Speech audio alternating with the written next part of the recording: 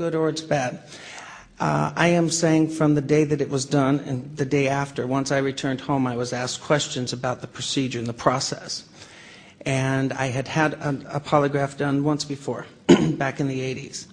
And I specifically instructed the examiner, I knew darn well you didn't put the blood pressure cup and the whatever on the fingertips on the same hands. And he was advised of the nerve damage and the fact of the circulation, and I have bilateral ulnar nerve entrapment in both arms.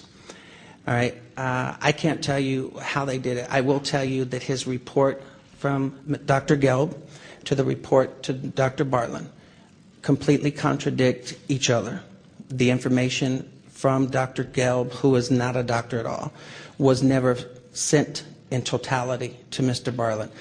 I cannot tell you. I'm telling you that this gentleman with antipolygraph.org, these are his opinions, these are his findings, these are not mine.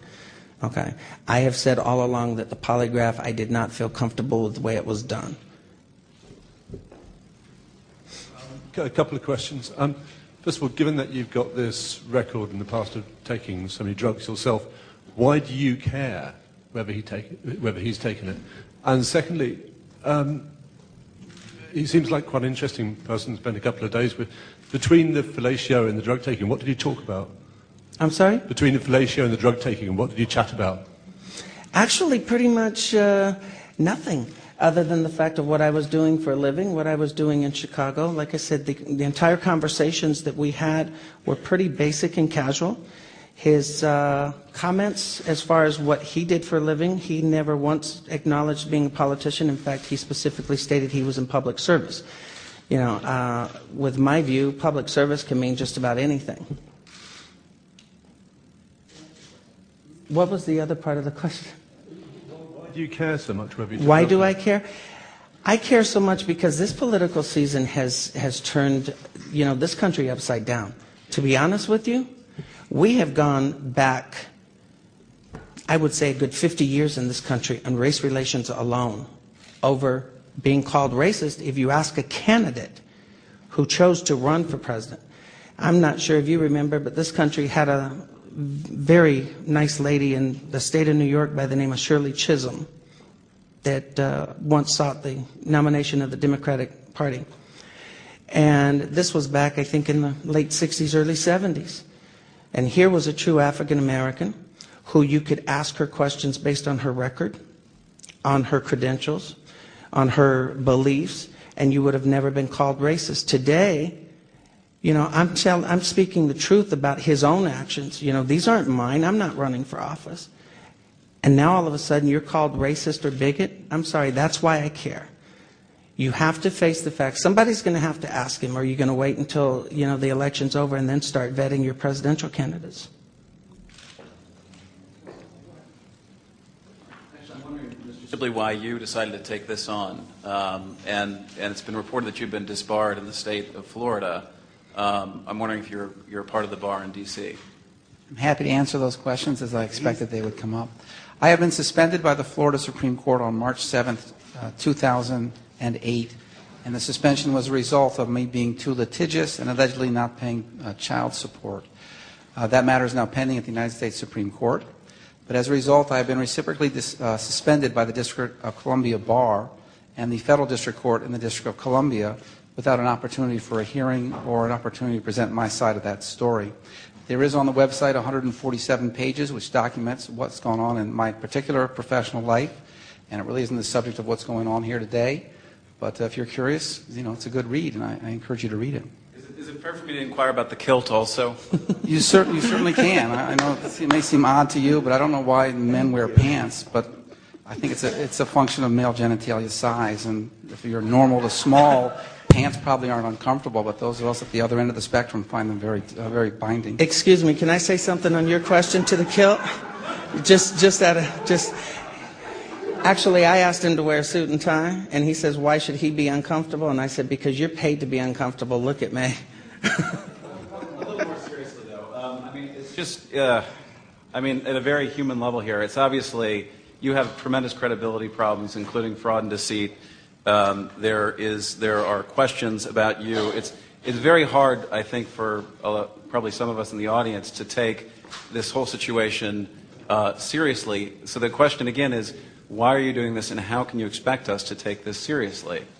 I'm glad you asked that, and I'm going to tell you how I expect you to take it seriously. I expect you to ask me questions, and I expect you to do your job and actually find facts as opposed to looking at Daily Kos or Fire Dog Lake or Huffington Post or all of these pro-Obama sites that are putting and twisting. Sir, I have not hidden from anything I have ever done in my life. Never.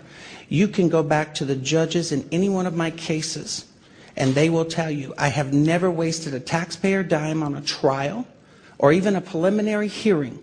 If I did it and I got caught, I said I did it, okay? And I understand you asking about my credibility. You know what? My crimes were 20-some-odd years ago, with the exception of the alleged crime in 2001, which I have not ran from, even though I'm being portrayed as hiding and running. I'm not, okay? That's what I'm asking you to do. I'm asking you to actually get facts and then make your decision, rather than fake Washington Post articles saying that I've been investigated 8 times over 25 years for blackmail against politicians, which is not true, but yet you're continuing to repeat it over and over again. Even though it's been proven not to be true, it doesn't matter. It's what is continuously being recycled out there. As long as you tell the truth, which I'm doing, you can talk about anything about my past that you want to. It doesn't bother me. I admit to it. You know, you can't live your life and then run and hide from it later. It doesn't work that way. Well, you say you want us to get facts, but most of what you're alleging is difficult to corroborate. I mean, would the limo driver have witnessed the crack smoking and the fellatio, or were you and Obama the only people? Mr. Mutani actually does have personal knowledge of the actions and the transactions that took place in the limo. Let me explain something to you. I was actually in contact with Mr. Mutani in the first part of this year. Since posting the YouTube video and the vicious attacks on the internet and the allegations that are constantly circulating out there that nobody bothered to fact check before they continue to post them, this driver has decided, and his family's decided, it's like all of a sudden they want to, disappear. It's my understanding that Mr. Mutani's family was in Tupelo, Mississippi as recently as 3 weeks ago. I do know that there were public records at one time, and where those public records have disappeared in a couple of weeks because we had a private investigator down there actually going through public records that were verified just 2 months ago, and now all of a sudden they're not there. There's...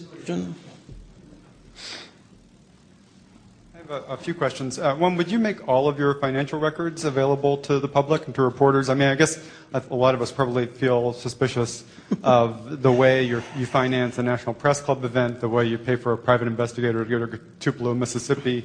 I have no problem with that whatsoever in posting my financial records.